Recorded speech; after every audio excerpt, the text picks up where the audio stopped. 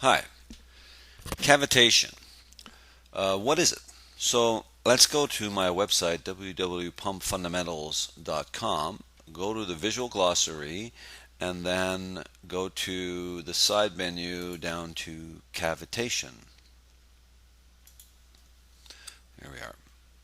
So, cavitation is a phenomena that occurs in pumps, not so much smaller pumps that might be used in homes or country homes or whatever, but more probably more likely in bigger, larger industrial pumps, where there occurs this particular gravelly type of noise that can has a will over time wear out the impeller, and it's a problem that you'd like to solve as much as possible because it's going to affect the performance of the pump.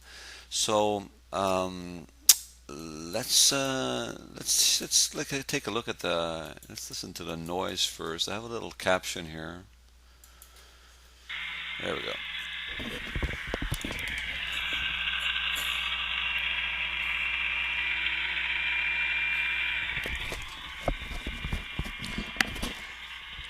I wonder if you can hear that clearly.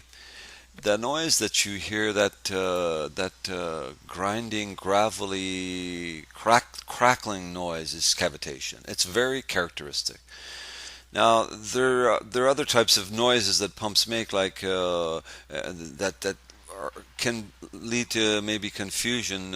Whenever there's a lot of air that's entrained into a pump, especially a larger pump, you'll get a lot of noise being produced, and you'll get a lot of vibration, shaking noise, and that could be interpreted as cavitation, but it's not. You have to listen for that very particular gravelly noise. It's as if there's gravel in the liquid being pumped.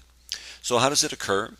Well, when if we follow the pressure of the liquid, of the fluid particles as they enter the pump, we see here we're going to go through points A, B, C, D, E. And A is the suction pipe, B, C is the eye, D is the impeller blade itself, and E, we're at the tip of the impeller where we have the most pressure. So the pressure will so we have a certain amount of pressure as we come in at point A, and that will decrease a little bit due to friction. And then as we enter the eye, there's quite a bit more turbulence, and there's the tips of the impeller that produce turbulence. And as well, we're accelerating the fluid at that point. So as we know, if the velocity goes up, the pressure must go down. And we get to a point where the pressure has dropped quite a bit. Now, if this pressure has dropped below the vapor pressure of the liquid, we'll have bubbles forming. So these are vapor bubbles of that liquid, and these bubbles then form along the impeller blade, and as pressure increases, they tend to implode into the metal, causing damage to the metal, and the noise that we hear, and etc., and a loss of performance and what have you. So what does the damage look like? So here's an impeller that was damaged by cavitation. As you can see, it's severely eroded at these areas where the pressure is the lowest and where cavitation will form. This looks like a steel impeller.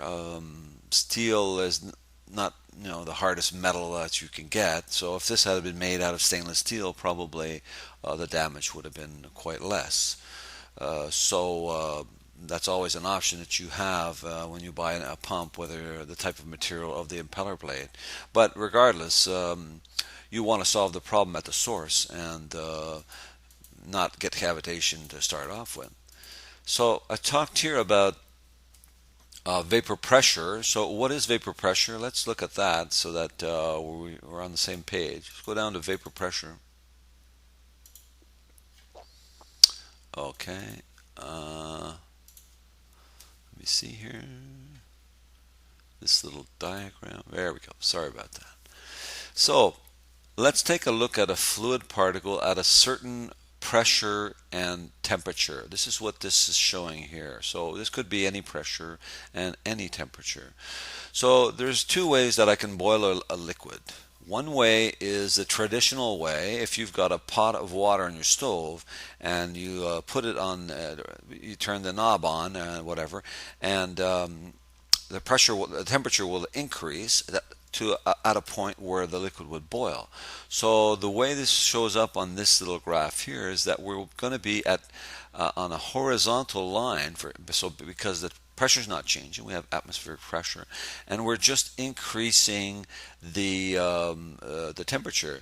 So if it was a particle at this pressure level here, let's say it's a bit lower because we're talking about atmospheric pressure, then as we increase the temperature, we're going to cross this transition line. And when we do that, the liquid will start to boil and eventually will completely boil off, right? So that's one way to increase the temperature of the liquid until it boils. The other way is to decrease, excuse me, oh boy, there we go. The other way is to decrease the pressure. So if my particle is at this state of pressure and temperature, if I decrease the pressure, at one point I'm also going to cross the transition line, and by crossing it, the liquid will start to boil. So I've shown this in a previous video where I've had the liquid under vacuum and made it boil at room temperature. So that's exactly what's happening there. So I've crossed the transition line by varying the pressure this time. And of course you can have both these things occurring. I could increase the temperature and decrease the pressure, which will also make me cross the transition line, and therefore the liquid will boil. So that's what vapor pressure is. Vapor pressure is that combination of temperature and pressure which will cause the liquid to boil. And this is what's happening for us in cavitation.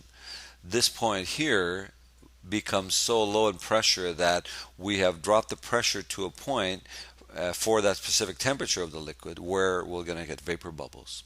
So how do we solve the cavitation problem?